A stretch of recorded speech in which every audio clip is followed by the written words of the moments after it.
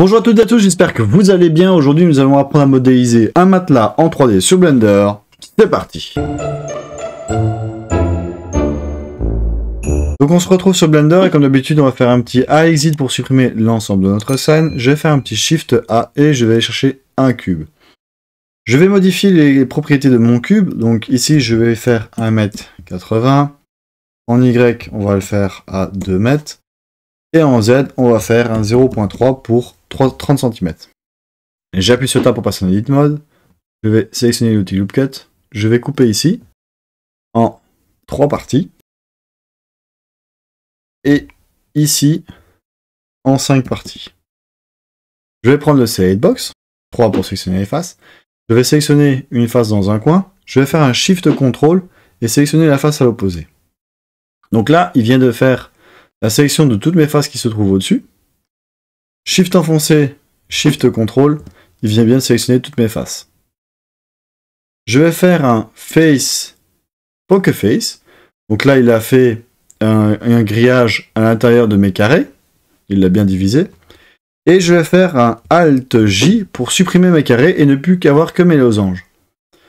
Une fois que j'ai fait ça, j'appuie sur 2 pour sélectionner les edges et je viens sélectionner les edges des coins de mon matelas.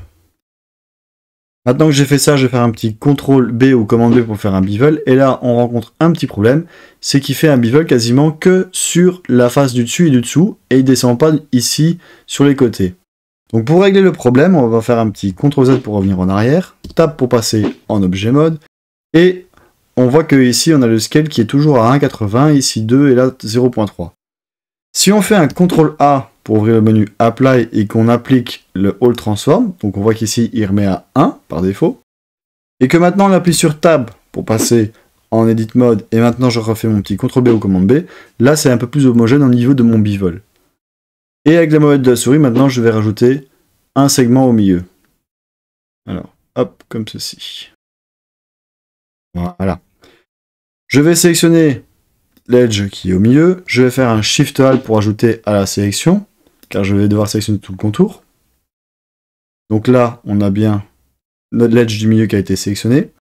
Et à la place de faire un S, je vais faire un Alt S, parce que là, il va faire un scale sur l'objet en lui-même. Voilà, comme ceci. Une fois que j'ai fait ça, je réappuie sur Tab pour repasser en objet mode. Je fais un petit CTRL 1 ou commande 1 pour appliquer une subdivision de surface. Clic droit, Shade Smooth pour venir lisser ma pièce et on obtient la forme de notre matelas. Maintenant que nous avons notre matelas, nous allons nous attaquer à la texture.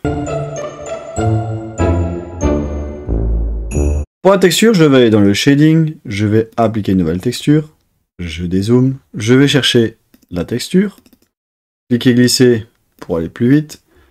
La roughness, on va la relier à la roughness, on va la rétrécir, on n'en a plus besoin. La couleur à la base color.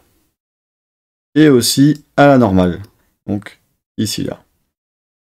Une fois que j'ai fait ça, on voit que au niveau de la normale ça ressort pas. Donc ce que je vais faire, c'est aller faire un petit Shift A et je vais chercher un bump. Hop. On ne le relie pas à la normale mais à la 8. Donc là on voit que ça prend forme.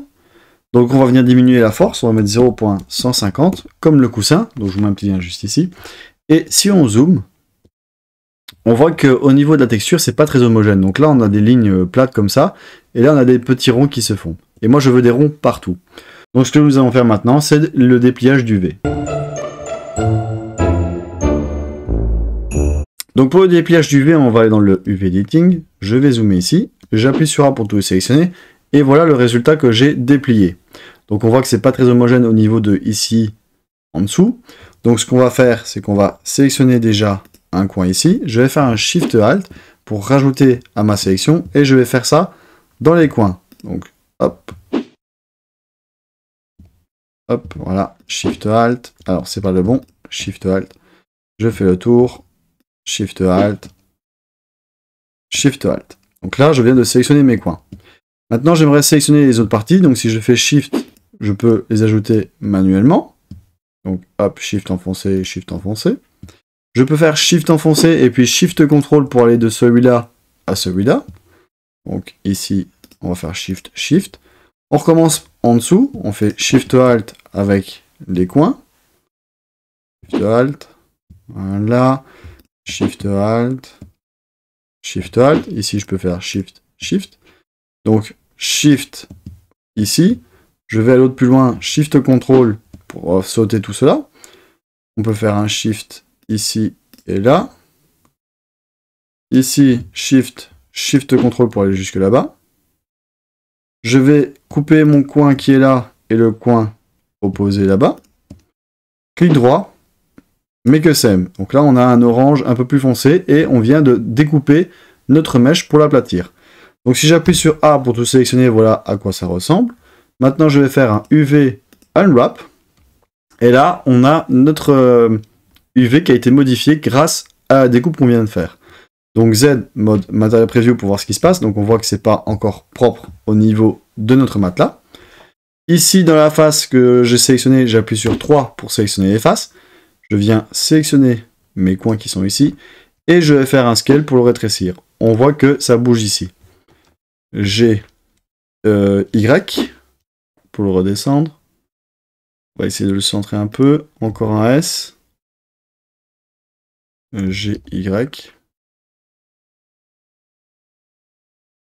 Hop. Voilà. Donc voilà, je viens de terminer notre matelas. J'espère que la vidéo vous aura plu. N'hésitez pas à me dire ce que vous en pensez en commentaire. Comme d'habitude, je vous mettrai un téléchargement en commentaire. Et je vous dis à la prochaine. Ciao.